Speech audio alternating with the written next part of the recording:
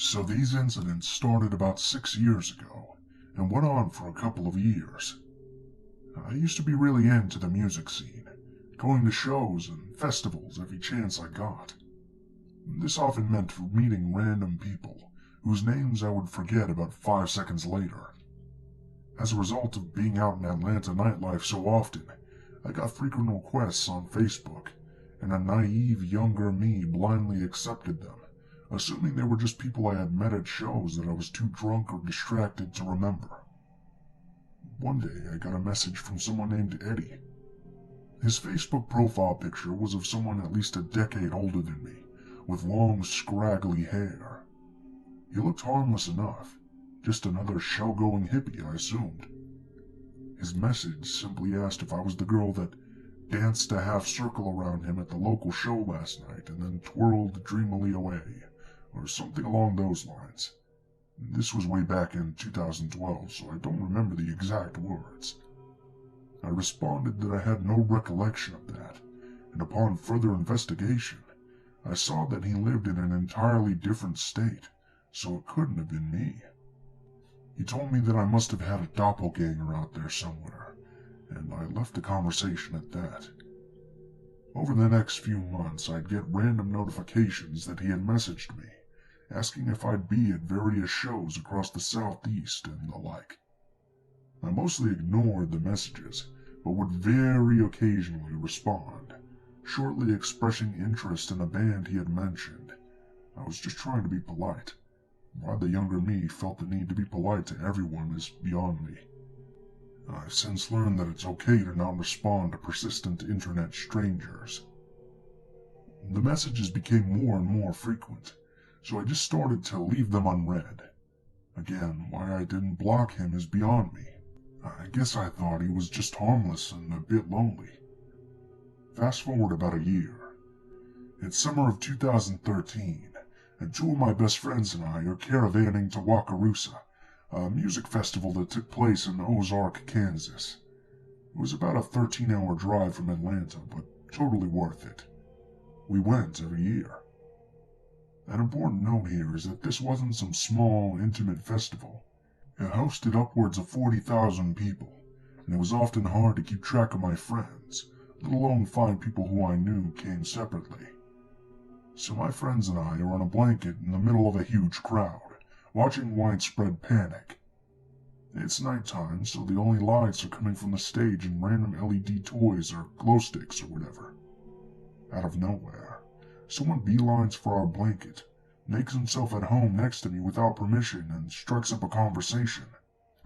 My group of friends is generally warm and accepting, and it wasn't unusual to make random friends at a big hippie fest like this, so we thought nothing of it at first. Probably just someone high on ecstasy and looking for a bit of company. It wasn't until he started referencing me in my Facebook personally that the alarm bells started going off. This was Eddie. I had honestly completely forgotten about him and his persistent messages, and in the darkness there was no way I could have recognized him. He was talking like we were old friends, and tried to follow us around all night. Once I subtly alerted the others about who he was, we made every excuse in the book to try to leave, go back to our campsite, and call it a night. He was painfully insistent on following us back there. Obviously, I didn't want him to know where I slept, so I tried to appease him by saying I was exhausted, but that we could try and meet up again tomorrow. Dumb, I know.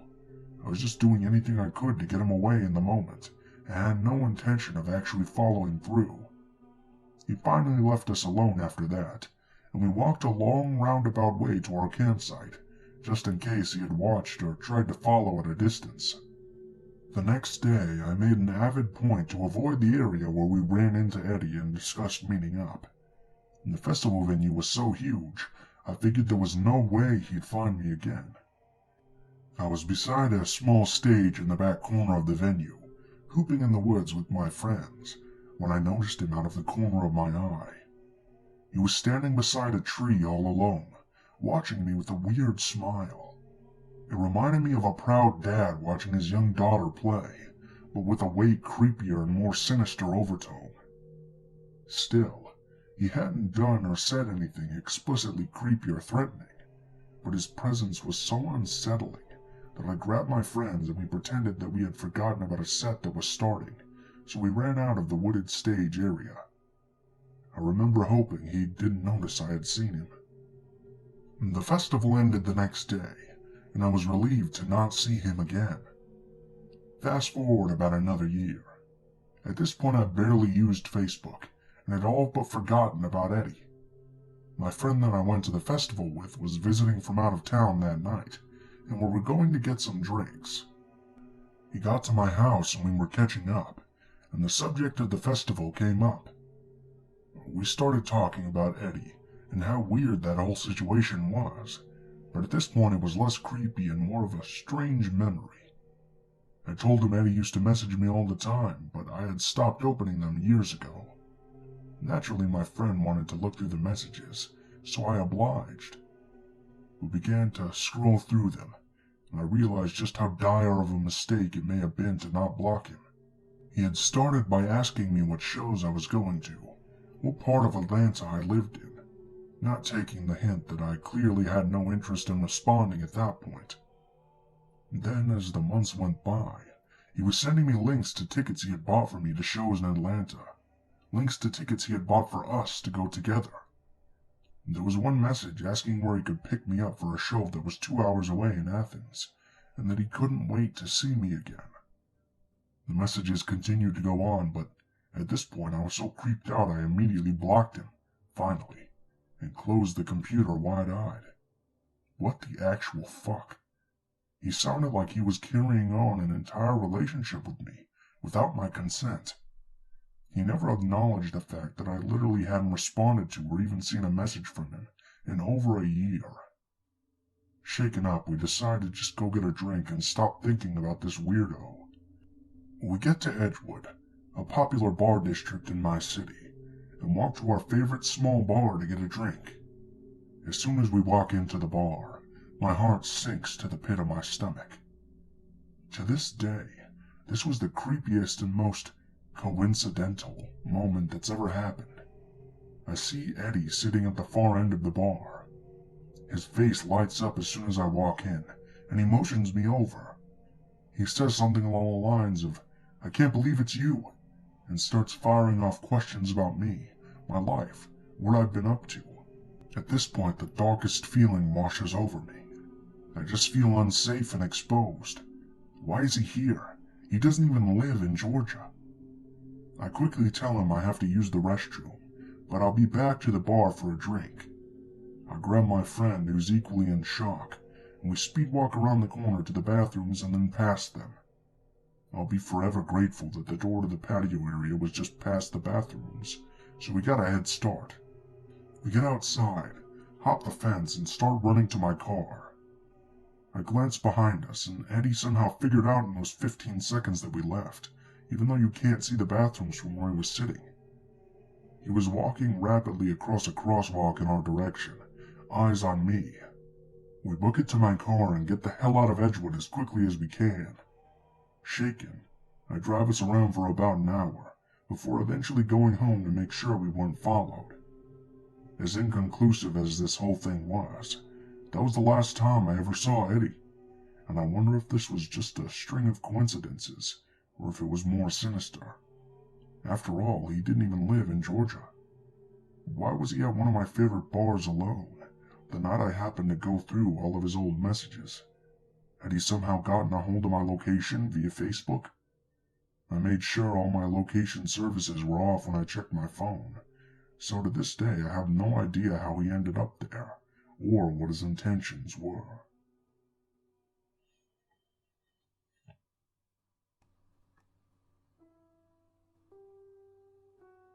This happened when I was 11. I was living in the US at the time with my parents. We had bought a nice big house in a nice neighborhood, giant backyard and all. We'd been living at this particular house for about 6 months, so we'd well and truly settled into the place. I got my first dog and everything. As a kid, this was a real highlight of my life. One day when I came home from school, My mom took me aside as soon as I had arrived at home. She needed to tell me something, so she sat me down. Turns out when my dad arrived home from work, he noticed one of our garden chairs had been taken from our back garden and brought around to one of the side windows at the front, which happened to be my parents' bedroom window. After checking it out, someone had removed about half of the ceiling that held the window in its frame. With the chair still at the scene, it was concluded that whoever it had been had gotten spooked, likely by my dad getting up in the middle of the night, and whoever it was had bolted.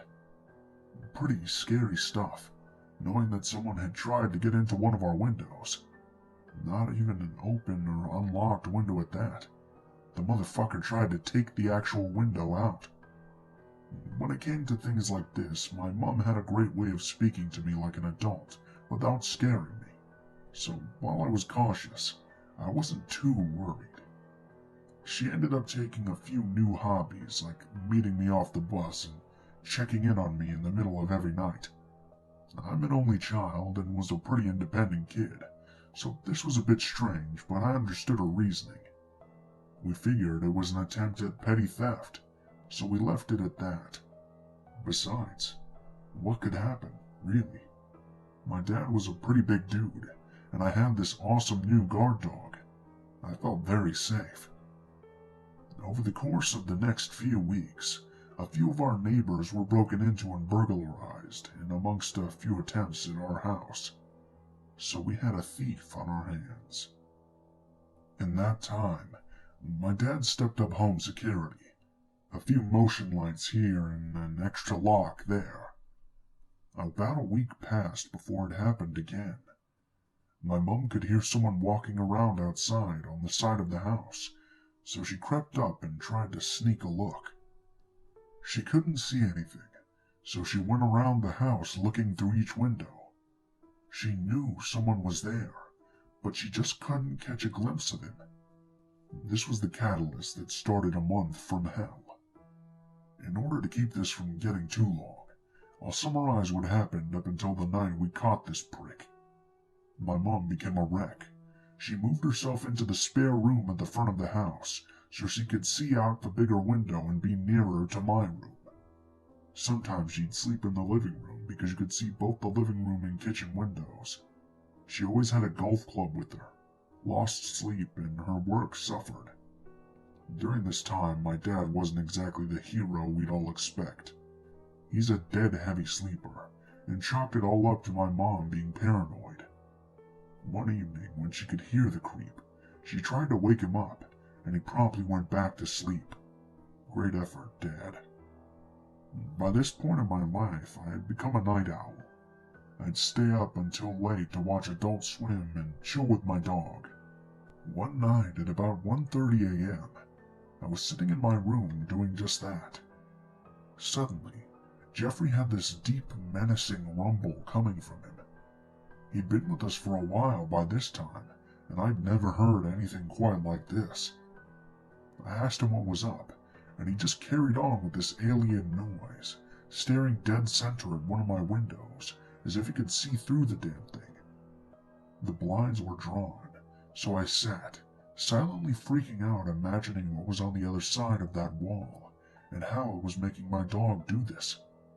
Not 1 minute later, I heard my mom scream at the top of her lungs, and I quote, "What the fuck? Yeah, I've seen you now, fucker." Time pretty much stopped then and there. I don't know if it was my kid imagination, but I shit you not, in that moment, Jeffrey and I looked at each other, both mouth agape and frozen by what we heard. I don't really remember getting up and running through the hall to my living room, but I got there just in time to see my sweet little mum fly out that fucking door with her trusty golf club, chasing this motherfucker down like Usain Bolt chasing the gold. I've never seen her move so fast. By this time, my dad had decided to wake up enough to come through to take the reins and call the police. Jeff had bolted out the door after my mom, and at one point caught up with her before she stopped at the end of the street. She was screaming anything and everything at this point, from "I'll get you" to "you're fucking done," to incoherent messes. I watched like a drone as she came back to the house, dog in tow, and I just sat down on the couch, entirely unsure of what had just happened. She took the phone and gave them a perfect description. He had been walking around the front of the house where she was in the spare room. By this point, we'd installed motion lights. This guy just wouldn't let up. Autumn was upon us, and leaves were falling, so she heard the crunch outside. She timed it perfectly to get a good look at the guy. After a month, she finally saw him past that window when she happened to be looking out, and his face was flooded with light from the new motion light situated by the window. Apparently he heard her when she screamed, and paused like a deer caught in literal headlights. He looked dead straight into the window before taking off down the road. It took about 5 minutes for the police to arrive. A few cars had been dispatched, one of them to us and the rest out to the neighboring streets. 10 minutes later, one of them got a call to say they got him. Soon he was parked up on the street in a cruiser, so my mom could identify him, and sure enough, it was him. They grabbed him a few streets up from our house. This is the part that makes my stomach turn. Turns out he wasn't just the persistent klepto we had believed. I was standing by the front door when I heard through one of the officer's radios, "Insert name, registered sex offender." I was a bit naive at this point. I kind of got what that meant, but it wasn't until I was older and was talking to my mom about it that a few more details came about.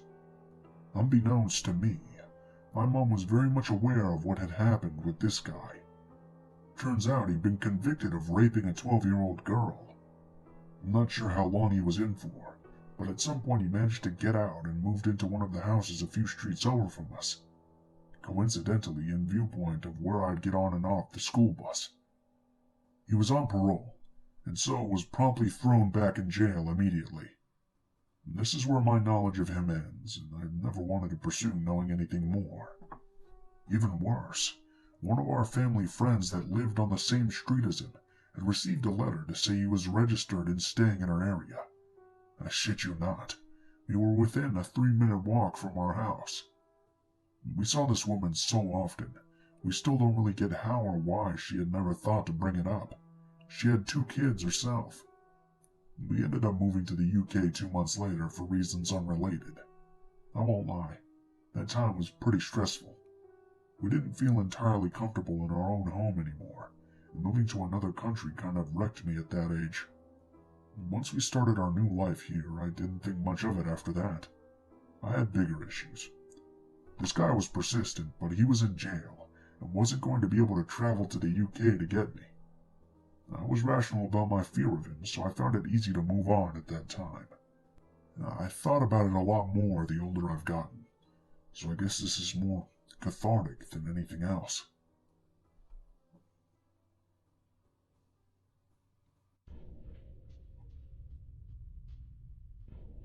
I wrote out this story back in 2015 when it happened, because I wanted to remember the details. It was genuinely scary when it occurred. For as long as I can remember, I've been afraid of being watched by people in the woods or through the windows. Movies like The Stranger scared the crap out of me. One night, we were invited to a backyard fire at our good friend's home. He lives on one of the main drags in our city, and the house sits directly to the left of one of the city's main walking trails. They have a high fence along the side of the backyard adjacent to the trail, but at the rear of the garden the fence is a waist-high chain-link jobby with a gate. Luckily for our friend Shane, his house also sits on a greenback. The property is very private with large trees and bushes just outside the back fence. In order to access the gate and the fence in the rear from the outside, you'd have to make your way through a lot of low shrubs and trees. It was nice. We felt safe there. Not that we live in a rough and tumble area, but we generally feel safe. A crowd of us were stood around the fire pit having a few brew and smoking a few tokes. All the guys grew up together, so we were reminiscing about our childhoods. The story of Dickie Tag came up. It's probably exactly what you think it is. Then again, maybe not. Young kids running around with their birds out, either tagging each other with their dickies or tagging each other's flailing wieners. The rules are still unclear, We had a solid buzz going, and we were roaring, laughing, and crying from the belly laughs. It was a hilarious discussion, debating on who had actually played this perverted game. So there we are, all yelling about this Dickie tag, Kendrick Lamar on bust and having a great time, when one of the girls, Mel, is trying to get the group's attention. This goes on for about 45 seconds to a minute, before anyone pays any heed. When we finally shut up and can hear her, she points to the back fence near the gate and says, "There's a person stood there." We all turn and look, and lo and behold, there's a random dude stood in the dark, jiggling at the fence. We shut off the tunes and Shane and Mitch walk towards him. They ask, "What's on the go, man?" My initial thought was maybe we were being too loud yelling about dicks. This is a family neighborhood after all. The stranger in the dark responds with, "I'm just a little bit lost." This is when the creepiness starts. Shane responds by asking him how he could possibly be lost. The path is 20 feet in the other direction. The stranger tells us he's a 10-year Army combat veteran and begins to walk away. He stops after 5 feet and looks back. Shane then yells at him, "What are you doing, man? You're watching us in the woods being a creep. Get the fuck out of here." The man walks a few more feet and turns and stares again. For a second time, Shane tells him to get away from the backyard. The stranger makes his way back onto the path and looks again. Shane and Mitch at this point both tell him to stop staring and get the hell out of here. They all but hustle him down the path. At this point, we're all pretty creeped out. We have no idea how long this guy was stood there in the woods before Mel noticed him. The entire back of the house is woods, so we didn't know if the guy actually went on his way or if he looped back and was creeping around. The crowd is all having a discussion about what had transpired and beginning to relax again. The buddy was probably drunk anyways. We're known for our drink where I come from. About 15 minutes later, along the side of the garden that's adjacent to the trail, I noticed someone walking down the path. I thought this was odd based on what just happened, as well as the time of night. The person walks along and looks in on us, then stops and approaches the fence. I yell out about the conversation that someone is by the fence again, so all 6 of the men present walk over. It was the same man again, but he had approached us from the opposite direction we had shot him in moments before. The guy starts by saying, "I was only joking, you guys." At this point, Shane had got a solid buzz on, and's not impressed that this creeper was back. Jaina, who's the level-headed one, also goes over to mediate the conversation. She finds out his name and that he's looking for directions to another main road in the city, located about 15 minutes north of where we were. He tells her again that he's a 10-year-old Army combat veteran. Between her and the men, they point the creeper in the right direction and he starts to walk. Still sketched out, one of the guys watches him and where he goes. Instead of going up the road as instructed, they watch him try and enter the private backyard of the house across the street. He gets yelled at again by Shane to go up the road and not onto someone's private property. There are a few choice words said. Buddy is in the middle of the busy road and almost gets struck by a truck, but he finally makes his way up the road. We watch until he's out of sight. Now we're sufficiently spooked. I mean, chances are this guy was tweaking on drugs or having a mental breakdown. Either way, he was acting unpredictable.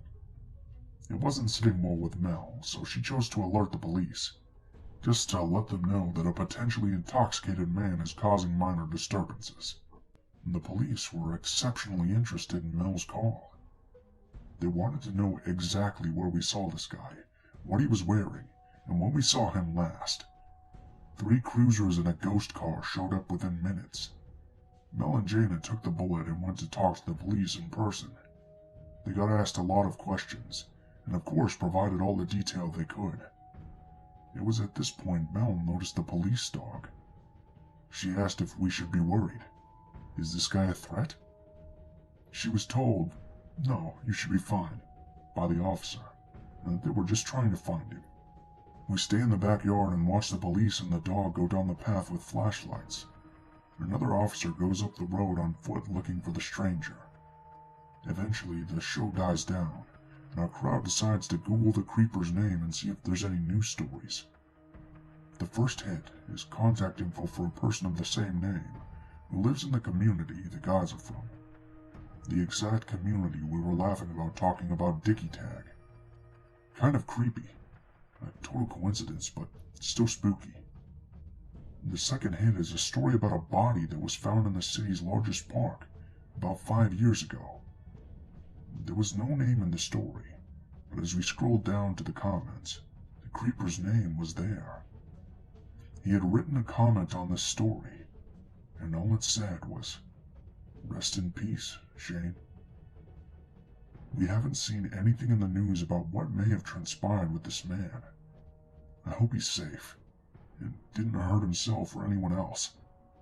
Either way, he scared the shit out of us, and gave us a great campfire tale for years to come.